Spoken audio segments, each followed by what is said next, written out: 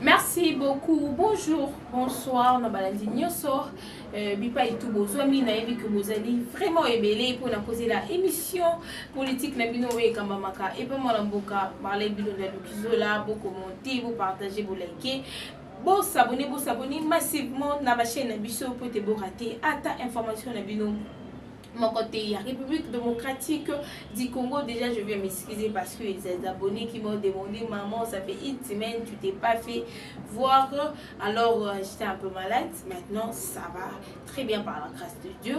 Alors, sur ce, la ligne rabino mingi bisikato ozwami na pesibino mambote. Merci tout la balade na sobasa na Allemagne, France, Belgique, partout dans le monde entier bisikato bozwami na pesibino mambote balandi na ngato bazana RDC Congo Kinshasa et tout le 26 provinces Kinshasa, Maniema, Lubumbashi, Katanga, Batoto, Tuya, Goma, Nadondi Bino Botondi, Bisikatu, Bozwami, Wanezali, Wabino Mwanamboka, Marle Bilonda Lukizola, Bengana Bengayo, na plus de 143, 81, 62, 26, 716, plus de 143, 81, 62, 26, 716. Merci beaucoup, j'espère que vous vous portez bien partout où vous nous suivez. Alors, merci beaucoup. Déjà vous allez comme tout dans la bande ko mo namboka ko sona binoni mo namboka ko tel c'est binoni les allez ko s'est passé na politique ya République démocratique du Congo. Alors premier point nanga ina kolobela sur 3 points du jour ya mokolo malelo oyo premier point nanga ina kolobela par rapport ya droit de réponse ya Corneille Nanga oyo yazala qui interviewé parmi des journalistes de son côté. Il a fait des révélations. Qu'est-ce qui lui a poussé à aller dans la rébellion en République démocratique du Congo. Et puis deuxième point par rapport il y a refus, il y a gouvernement congolais pour participer à la 46e conférence ministérielle, il y a francophonie où vous allez que c'est passé le niveau il y a Kigali et puis pour en finir Makambo Italie Qatar le lot de moni représentant et Qatar a sali ko siéger na mokolo le niveau il y a Kigali. Alors il sera à Kinshasa le vendredi 21 novembre 2025. Et puis, social, la République démocratique du Congo, conditions de vie, tout ça, on va en parler dans le plateau parce que TV Zalingonga, TV Zalingonga. Merci beaucoup, tu continues déjà dans la actualité politique Nabiso, et mon colombo lelo, oyo na lobby. Premier point, na kolobé la par rapport, il y a trop de réponses, il y a Missy Kornenanga, et poser qui est ma question et pas journaliste. Le sujet à débattre sur son plateau était que pourquoi M. Corneille Nanga Akendaki na rébellion. On a toujours dit ça, Tolobakango à chaque fois, à chaque reprise, à tout moment, Tika toujours te koyi sabino Corneille Nanga Akenda na rébellion, parce que pour une raison valable. Sa raison était parce qu'on avait saisi ces minéraux, c'est parce qu'on avait saisi ces parcelles. Pourquoi alors? Parce que c'est que Corneille Nanga oublié de dire la vérité, que non, pourquoi Bakanga iba biloko wana. Corneille Nanga nous a menti, alors la vérité à liboso que non, oui, akena rébellion pour na ba minéraux personnel, akena rébellion pour na bandako Bakanga personnel, mais il a oublié de nous dire le pourquoi. Akena na rébellion. On va vite comprendre, même la journaliste ne pouvait pas aller dans la profondeur parce que déjà Azana Goma, déjà Azana Mabele Nanga, sinon elle risque aussi sa vie. Même biso ba journaliste nous arabo soko yambi OK na plateau ya mopaya ya mutu, peu importe ce que tu es un peu de limite parce que tu risques ta vie. Ta vie est en danger, ta vie court beaucoup de risques. Alors pour nako quand ta vie non en risque tu vas aller juste l'icolo, juste en tout cas va comprendre le message. Alors nous les internautes te comprendre le message parce que nous on savait déjà que Corneille Nanga Akenda pour la minerie. Les problèmes avec M. Corneille Nanga et le président Félix Tshisekedi Ezali Mamouye élection de là il ment, il dit faux et archi faux. Les problèmes c'était comment? Déjà il est parmi les gens Oyo Basunga qui chef de l'État. Kosunga été main, côté main de la main pour que Babengana Kabila na pouvoir. Parce que même Corneille Nanga se voyait qu'avec Kabila, il va jamais travailler. Avec Kabila, il va jamais aller dans de grandes institutions. Avec Kabila, il sera coincé. Parce que nous tous, nous avons un régime à Kabila. on les connaît très bien. Toyebi comment fonctionnait le régime ya Kabila. Alors Condé Nanga, sachant tout ça, il a voulu maintenant donner sa main à une personne qui a une capacité. Il y a que ceux qui m'ont donné moi aussi j'aurai ma part. En oubliant que il était aussi parmi les voleurs des minéraux de notre pays. Parce que nous avons ministre, même aujourd'hui, le ministre, des députés, des autorités, Oyo de Bazabongo, Bango Baza parmi bateau Bazoyi, Baba minéraux et Mboka Nabiso, en désordre, je vous dis. Bazali parmi bateau Baza pour exploiter minéraux Nabiso, Nandenga Mabé Bazo travailler en collaboration avec étrangers. Ils sont nombreux, Bamsou Baza Congolais des pères et des mères, Bamsou Baza Congolais des pères et des mères, mais on est dans ces problèmes-là. Alors, Condé Nanga, il a vu tout ça, il a compris tout ça. Ce que lui, il voulait, c'est quoi? Aider le président Félix. Il y a Kosa Nini, il y a Kolongola, Kabila dans le pouvoir. Et après, Kolongola, Kabila dans le pouvoir, le président de Félix, c'est le pouvoir que tout le monde doit dire la vérité. C'est le pouvoir que 1 reste 1, 2 reste 2. A reste A, B reste B. Alors, il voulait maintenant imposer au chef de l'État. D'abord, Copé, ça y est, fonctionnement élevé. La Kati, il y a gouvernement congolais comme Premier ministre. Donc, être grâce à la Premier ministre, il y a République démocratique du Congo, ou bien la ministre côté mine. Dans la ministre, il y a mine. Vous avez compris. Donc, c'est des propositions de M. Condé Nanga vis-à-vis au chef de l'État. Alors, le chef de l'État, quand il a dit une personne vient être Premier ministre, cette personne vient être le ministre et mine, alors je vais essayer un peu à collander là, parce que tu peux être mon proche, mais il faut dans la compte bancaire, les dans combien. Déjà dans notre pays, dans la limite, c'est compte bancaire. Il est parti vérifier, il a compris que Nanga lui-même, il y avait des carrés miniers. C'était quelque chose, c'est qui banquait, tu vas dire pour ça là-bas, que le Congolais ne puisse pas en savoir que non, la minute où ils allaient enquête, moi que ça dit pour M. Condé Nanga et tout. Il a vérifié, il a compris que non. Mais M. Condé Nanga occupe. Il avait tout un étendue qui contient des carrés miniers au niveau de Goma. Je dis bien à Goma. C'est parce que Condé Nanga ne vous avez vu la résidence Condé Nanga. Et ça, il y a un côté bakanga.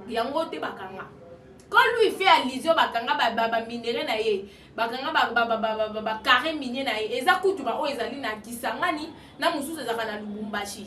Ce n'est même pas ce qui est à Goma parce que bakoma Goma te. Maintenant on a fait des enquêtes, on a compris qu'il a des carrés miniers. Tous ces carrés miniers, les peuples congolais souffrent. Les peuples congolais ont comme du jour au jour. Lipa pas si on a pas si, courant pas si, mais ça n'a pas de carré minier. À quoi servent tous ces carrés miniers? Le chef de l'État a voulu confisquer. Ce n'est pas le parcelle de la famille de Condé Nanga, non. Ce sont ces parcelles.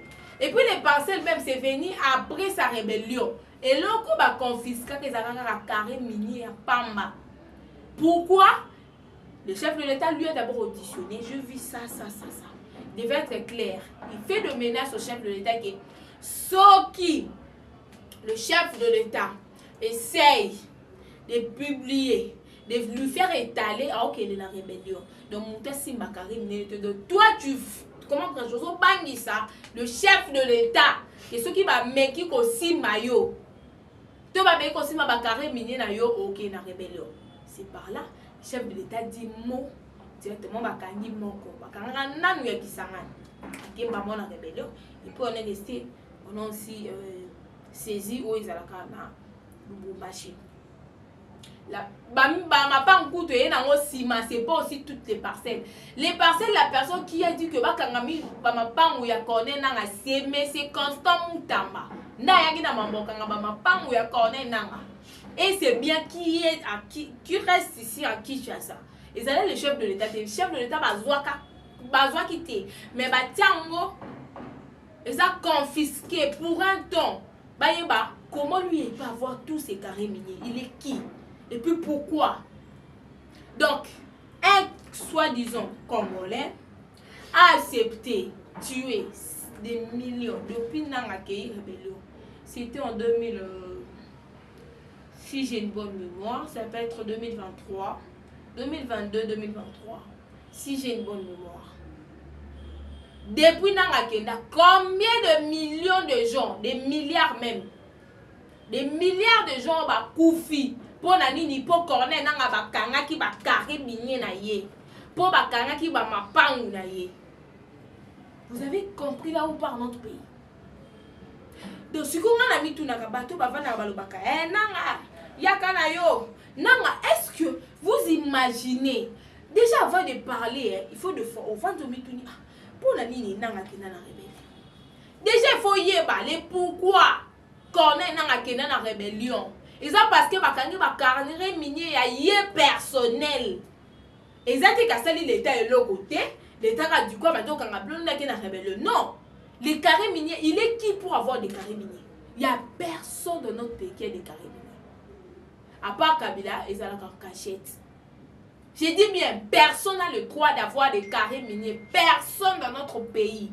Pour Yazanani, pour Zanaba carré minier. Il est qui? Parce que le pays appartient au peuple congolais. Même le président de la République ne peut pas. À coquet, vous venez en Belgique, non? Les longs familles du président, Bazo la de la compte bancaire d'abord. Vous devez savoir que dans tout le pays, c'est pas les fausses informations. Dans tout le pays, ils ont un montant limite. J'ai dit bien dans tout le pays. Tout ça là, un montant limite à ma compte bancaire à battre. On a battu soit vous êtes dans 5 comptes bancaires parce que Azo Kabola. Déjà dans notre pays, quelqu'un ne peut pas se déplacer avec 10 millions. Jamais. Est-ce que Boyebi mais c'est Willy Bakonga Bakanga et point? Au-delà, au biloba, le babatuba, qui non, à Yibi a détourné. On avait arrêté pourquoi? Pour habillement en Mboka avec 14 millions. Ils avaient 7 000 yaye, 7 000 ya moins naïe. Mais le coup les bimi na compte bancaire naïe. C'est trop. Dans notre pays, on se déplace pas au-delà de 10 millions. On va vouloir te poursuivre pour qu'on bimi na mbonge belé. Si qu'on a pas, j'ai dit mais dans tous les pays, il y a un montant limite. Oh, compte bancaire à Moutsuka, autant. Je vais vérifier les chiffres pour notre pays. Je viendrai vous dire. Donc, il y a des chiffres. Oh, il y a des chiffres limites dans ma compte bancaire. Et on a à cause de 50 comptes bancaires. Des gouverneurs ou ministre, ba compte bancaire est belé. À côté peu comme on a été, à côté ça va comment ba différent pour boyer ba keze. Mais juste pour équilibrer mon on a yé qui a qui mouyibi. Bah on peut pas se normal, même les grands commerçants, bah ça n'a pas compte bancaire mon côté. Ah non ouais belé. C'est une façon de se protéger. Parce que une fois on t'arrête avec le montant où ils allaient au-delà. Au gouvernement aussi, il faut pas tout nous en nani. Ou ça la ni pose un bon moyen belé. Même le chef de l'État est un bon niveau un bon moyen parce que yo ça nani pose un bon mot. Tout pays a une loi que tout le monde doit exécuter. On a toute une loi que tout le monde doit exécuter. La loi est belé. La loi est makambo etali montant et banque. Maman est allé déplacement. On est tous surveillés. Tous, sauf personne, même le chef de l'État. Tout le monde est surveillé. Si on sommes ou pas, si on fait aussi compte bancaire, on a 12h juste, on a 12h00 secondes. Une seconde. Bah, il y a un tel auto fait sa compte bancaire. Si on a le banque, si on a le banque, bah koye ba ke un tel citoyen congolais peu importe vanda kana kisuka ba yebi yo tout quand ça te que non ba yeba ka biso te nous tous on est surveillés tout nos mouvements monaka ba kange ndenge nini yo ba kange ndenge nini on nous surveille. On ne peut pas venir vous dire comment est-ce qu'on nous surveille, mais tous les Congolais doivent mettre dans sa tête que on nous surveille, on est tous surveillés, on est tous surveillés. Pas service ou avec service à renseignement. Mais je ne peux pas venir vous dire ici que non, bah, c'est à Kabiso Boé, les Aranelo Koboé, jamais. Mais Boé, bah, vous avez servi. Alors, mais c'est qu'on est, selon la raison valable. Moi, j'attendais que Nanga soit le bac, non, moni, bah, bête qui maman, peut-être là, peut-être on peut comprendre, hein. Parce que si on touche même à ta mère, peut-être que c'est perdre. tu peux dire que non, bah si bah qui maman n'a peut-être condamné qui n'a injustement il y a un monde qui n'a de raison. Il y a nanga, c'est parce que le gouvernement a saisi ces carrés miniers et soi-disant ces parcelles. Les Congolais, c'est cette personne que vous attendez qu'à libérer Bino. Moutou est capable de combattre des milliards de gens pour des simples biens matériels. Pour des simples biens matériels. Les moutons Bino bomoni pena. En tout cas, même les bureaux louanges, je vois maintenant qu'ils ont un bateau sous comment on a maladie mentale. Comment on a maladie mentale. Les autres, nous avons la bureau louange à Koloba makamba nanga. Nous avons la Koloba na biso que oui, quand même, nous avons là. C'est pour vous faire comprendre que non. Dieu l'a étalé. Donc, comment tu as dit que tu as tout nié, tu ne pas bien ce qui peut, tu ne pas ce qui passe à la permission, il a parlé ouvertement. Si vous voyez, ni ne tinda qui est. Allô, papa, dit qu'est-ce qui lui a poussé? C'est parce que, à mon avis, je suis arrivé à la fin. Na commis na souka, il y a plein de gens à ma paix. C'est parce que, quand on m'a dit Qatar, ils ont qu'une Nathalie Koto, France a la Sima RDC, Nathalie Koto États-Unis, Nathalie Koto Qatar. Si on a battu, je vais aller où Nakima wapi. Le bataille garçon n'a kende wapi. Nanga maele suki abina banana ko se dévoiler hein. Pour ni te temps okena na rebelle le bakata que non te bozo c'est nga ba carré minier na nga na okena na rébellion. Tu acceptes de tuer tes frères, tes sœurs parce que nanga étranger te. Moi j'ai toujours dit mon temps ba te que nanga étranger. Nanga étranger te c'est un Congolais. Donc un Congolais qui accepte de tuer ses frères, ses sœurs, ses mamans parce que tu as une maman, tu as un papa aux la famille. Pour la nini pour zuye ba carré minier. Non les lutin. Non le peu la vérité tin. To yebi que ba vérité musu eza na motema na yo. Faut yebi c'est biso que muta fination za kabila. Nde loko biso tozo zela pena ngwana. To ka ke moni nyoso na sala ki amuze volonté. To moni yo komi na ta ya tubela. Il faut oloba nyoso eza na kata motema na yo. Pour peuple congolais, on libise na yo te. Pour badoze la nina le peuple congolais on libise jamais. Ali misa question biso dit on libise ala musela biso bato nyoso ya boma de pas que na rébellion. Ba lamuki ba sekui. Après biso to libise. C'est pas aussi quoi te. Biso to libise biso te. Mais biso to na pour ça kaka. Oye bisa biso suko qui est derrière toi? Qui est ton porte-manteau? Qui est ton porte-manteau na minute oyo? Qui est ton porte-manteau? Tout ça n'a pas ça de vérité wane bima. Tout ça n'a pas ça vérité wane bima. Na bolidi te beaucoup leda. Pour basi ko panda na bino beaucoup ko panyanya. Na ko panyani te. Ils ont les bandits. Et puis déjà félicitations à nos léopards parce que on comprend. Tu sais le moni mboka so boza na président lingi mboka. Tala. Mambo musu se bando koma na mboka. Bino na bolima non. Eza pona président. Boyebi mambo e léopard asala na soki nga biso toyeba makambo pe toza bana basi. Soki kan soki chan oyo to bete Egypte. Na ba équipe biso to kokko bete depuis toza ko. To komo beta bango. Imagine. Oh biso mo ba kongona toza nga notama nga match te. Notama tota la match na fier nyonso na lo lendo nyonso ke toyebi ke ne notama match que to gagner. Vouloir ou pas to gagner. Basali nyonso ba corrompre basali so metola sika que to yaki ko beta. C'est grâce à qui? On a quel président maintenant? Tala. Soki nzamba tindeli bino. Un envoyé. Moi je vous dis, il va accomplir tant qu'il n'a accompli une mission a été enquêtée. Parce que tu sais c'est l'élection en 2028. Vous avez fait l'élection avec qui? On accepte de donner 1 million. Tout ça, c'est là maman qu'on est dans le loba. Moi, j'ai dit, bon, puis ça t'a chassé même à tête 2 millions. Parce qu'il mérite. Bah, on va y bakuna. Les gens vont aller. Attends, bon, tout ça dans l'autre. Bon, tout ça dans la peine.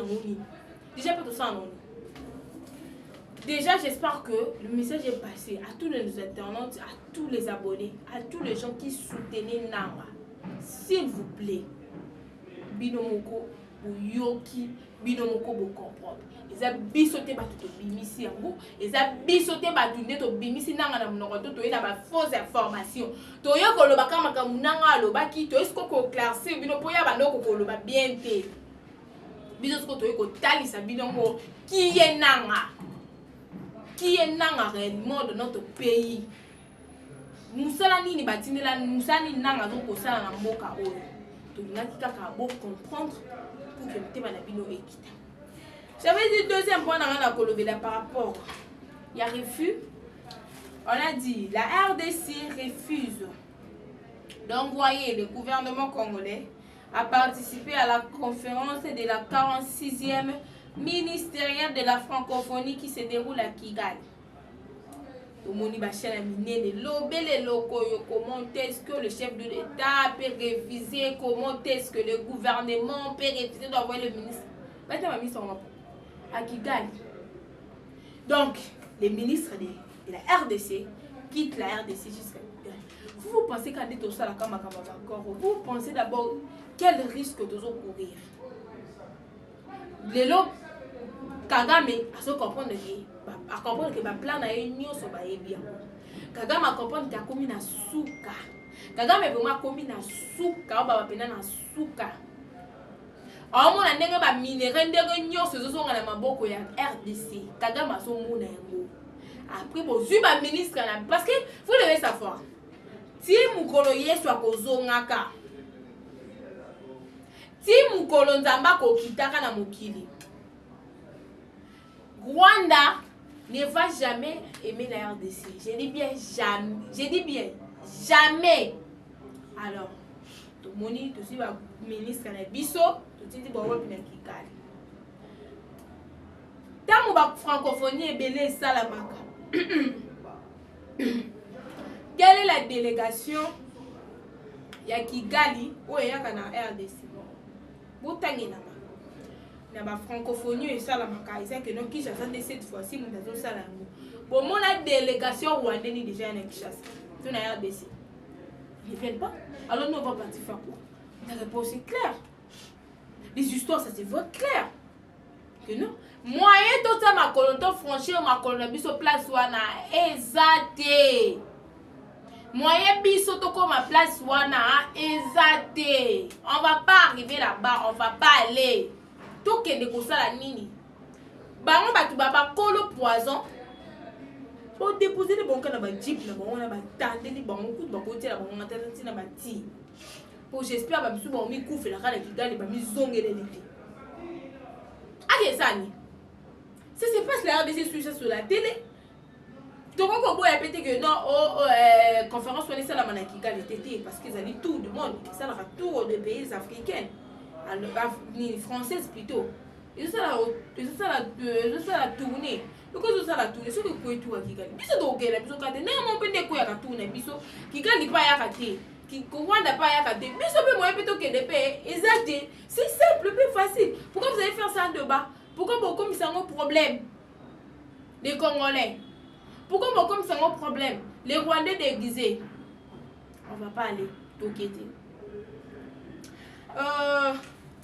avant toutefois on a que dans troisième plan on a place là aussi là dans reçu tout ça déjà je félicite je voulais d'abord commencer par féliciter notre gouverneur le gouverneur Daniel Bumba pour la musala malamu azali ko sala mais nanga ezali sur base ya nini le gouverneur Daniel Bumba ko sala sa banzela n'est pas mal c'est une très bonne idée parce que tout on a tout embouteillage les mais place biso ba congolais tous au monde les ali mabe place biso ba congolais tout le monde qui za mabe les ali place partout bon ça et ça n'est pas bandela mususu baba na ba ko sala monter on devait déjà laisser ça comme ça ba oyo ba nek ici ande sindika ba boule zolanda la boule quoi ba boule encore ça la monter tout ça alors on est devenu comme un problème je vous dis c'était avant-hier Nakei na tokangami na embouteillage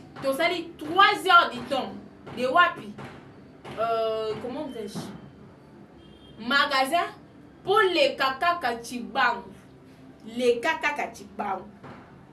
3 heures 30 minutes magasin coûté ton l'équipe déjà magasin de pousser ni moi qui place en mozo qui manga monda. J'ai dit mais 3h30 minutes. Titre 800 cynique. Poto les kana.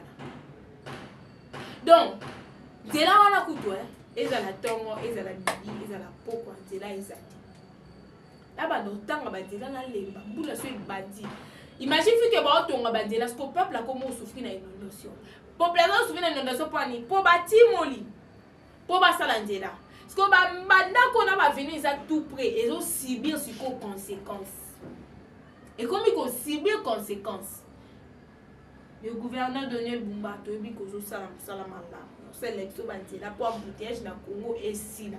Mais papa est toye basuti to lo bani toye embouteillage dela tout so mbula te bete 10 minutes à pamba partout et tondi donc là qui ça c'est on a la vendre à wapi de boza ka mfuvaze muzungu ne mai ko to na ndapte oza muntu ase oza muntu ya wapi ko linda donc ba mapango so dinda même na ba place oyo mo peno bi est-ce que na place oyo na ba ko dinda yo mo peno mi tuni obi place oyo na ba ko dinda mais ba dindi badindi pourquoi parce que fulu moni cause ya kodinda biso za fulu nakala système ezalaka ya ko récupéraka ba inondus nyonso donc ba fulu nyonso bazui yango baki ko boka yango na fleuve mais eloko wana sala makandi susu ekufa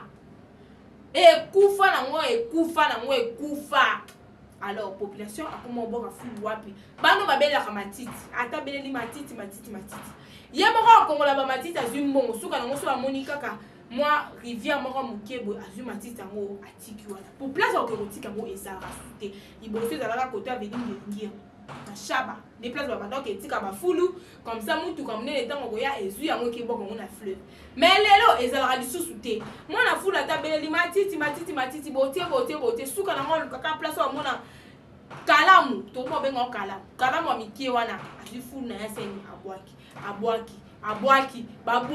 babwaki suka nango tant mbule ko beta mai eza na place au kende te mai komi limité et bande ozongela siko population neto komi ko dinda alors c'est que nous on va vous demander tant que les Congolais to sengo papa bozongisa la biso bozota lupango mobimba botiango unique mo ba ka kotika ba inondus place wana ba fulu et va dans la place wana comme ça va nous permettre que non mutu quand ça la uniquement pour la quoi que après 2 semaines et y memi et qui ko boka na fleuve popoye ba fou les dans la place au kenete mai dans la place au kenete biso pe population pe dans la place au kenete suka ngo do sali to komi ko dinda donc bino moka se o mini ka likolo yindi bokali donc comment on nzambe yokela biso mawa ko beta mbula te puto mbula ezalaka bénédiction mbula ezalaka signe ya bien mbula batutu balingaka mbula mais biso tozo ko kasuko supporter mbula te na Kishasa tozo ko kalisusu te donc soki kaka di moi ikutu so ebimie komi popo te bika moi so ke kati na butu mbula ebeti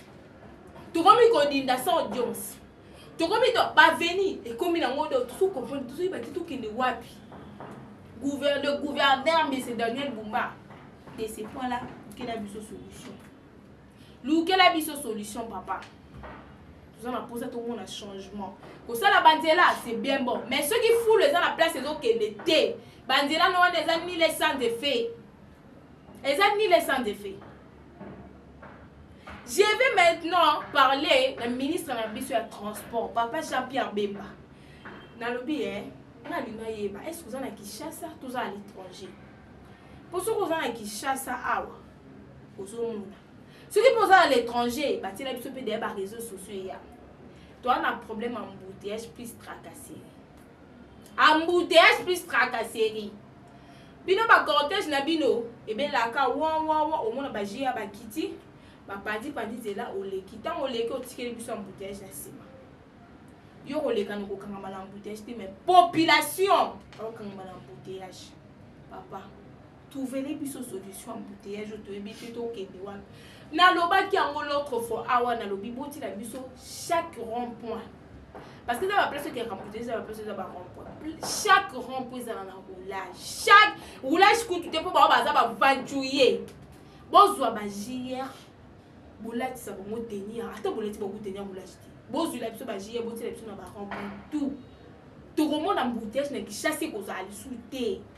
Ata tokangamaki 4 heures du temps soka gère akiti ata moko nenzela kofongwama ndenge nzela kofongwamela de lakisi problème embouteillage eza ba cerveau ya ba congolais ko cerveau congolais lingaka fimbu ne nani JR et puis ba roulage oyo tozokende wana noki soni bazotracasser mutu na moi mutu aza en ordre na mikanda na nyonso mais apesa bango ka $30.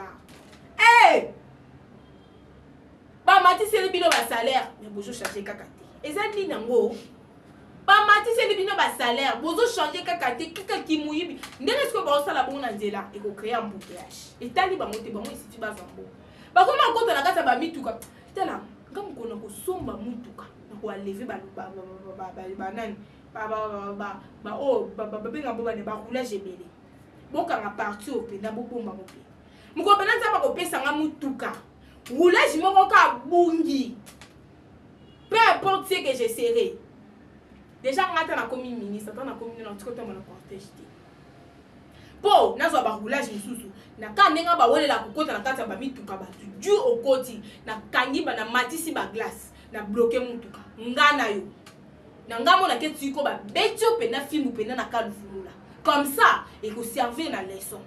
Ce n'est plus normal. Mutu keze ya yote, mutu keze ya mutu. Ozo se ya mutu mikanda tika ya pesa o mikanda calmement. Yo ozo poto na kata mutu kana. Ozo ya ko luka nini. So ya ebiso $10,000 ne bungo futa. So ya ebiso $10,000 et pas tant dans na ordre. Bango ba créer farceur lokuta. Oh, te o mikanda za ordre mais tout le monde a ko pesa ki client na gauche, faut pesa à droite. Est-ce que y en a zabonga habité a ebi pona pesa client na gauche te. Tom zo ebi ke le pourquoi pesa client na gauche ka zo côté na la gauche. Donc, que compréhension. Non. Zamba sunga. Bo defi sangata mutuka intime kaka. Quand on a zoka ba roulage. Déjà pe na ebo kumba. Comme ça beaucoup mona ndenge mona na ba roulage musuna nzela ba osa. Soute tom suba kangata mutuka na ni plaque na moko ke mutuko ba simba honte. C'est le plus normal. Vous avez la capacité de gagner la biso ba roulage na facilement. On s'est déguisé kaka. Vous êtes musuna sima. Mutuka fumé. Oye wana kana ba nini. Ba place tout ba télé makaba miyibi baso ba c'est ka toujours dans la promo embouteillage tout na promo transport basi bo ba c'est sous tracasserie non jamais vu na Congo. Merci beaucoup chers internautes et toujours qui dépendent na suka émission na biso na ba ki donner un point na biso na kolwela mambo itali Qatar. Alors Qatar, qu'est-ce qui se passe? Il y a tout le monde délégation, il y a niveau à Qatar déjà, ils ont un niveau à Kikali, au Bakeri sur la tête à tête, on a Paul Kagame, ils sont bien accueillis, et Bakosula.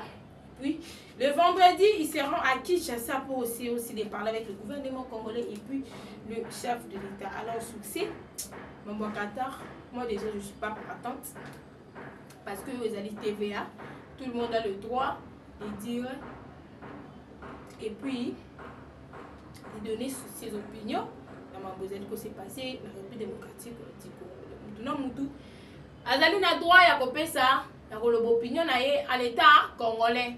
Moi en état congolaise, je peux dire je suis déjà contre cet accord à Qatar. Donc je ne vais pas mettre trop de commentaires là-dessus. Parce que tala muka na misu ndenge zokende. Ce que na moni est bien. Bon jusqu'à présent, il y a que 9% hein. 9% sur 100. Jusqu'à présent. Parce qu'il n'y a rien qui peut nous convaincre déjà personnellement. Donc on aura théâtre. Pour nous, on a des places films, on a parce qu'on a des places films, on a là.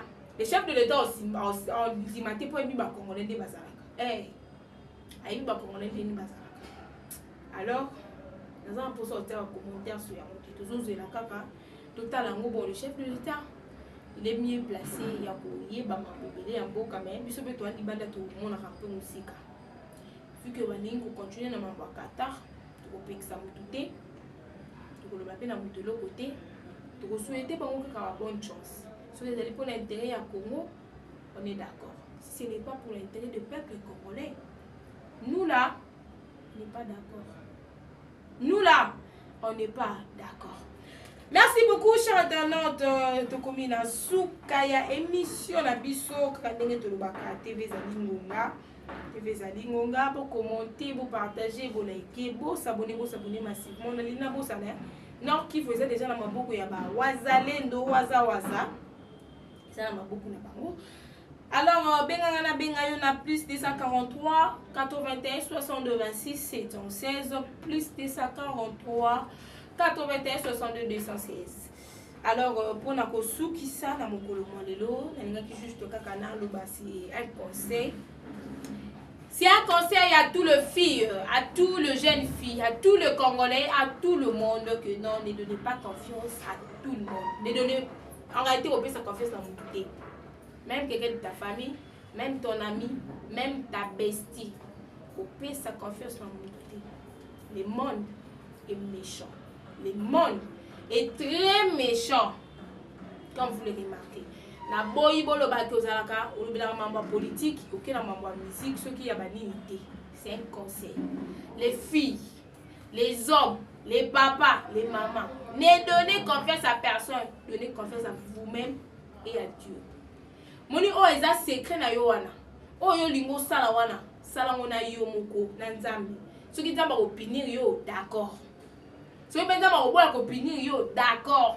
Mais ne faites jamais de collaboration avec un être humain. Je dis bien, jamais avec un être humain. Je dis bien, jamais avec un être humain. Mi pesa confiance yomoko, mi betela ba secret yomoko, mi salela magamuno yomoko na nzambe. Po nyoso zo sala nzambe zo mona. De to ko mi salela yomoko do sala nka yo na nzambe. Na mabe, na ko boma batu, na kidumba, na bolangwa, na nyoso yo kaka, na yomoko na nzambe. Esili. J'espère que le message est passé. Merci beaucoup. Wanezalaki wabino mwanamboka Marley Bilonda Lukizola Bengana Bengayo na plus 243 81 62 26 716 plus 243 81 62 26 716 la bossanité de quoi Sani na sima ya caméra. Je vous aime beaucoup. À nous revoir à la prochaine numéro.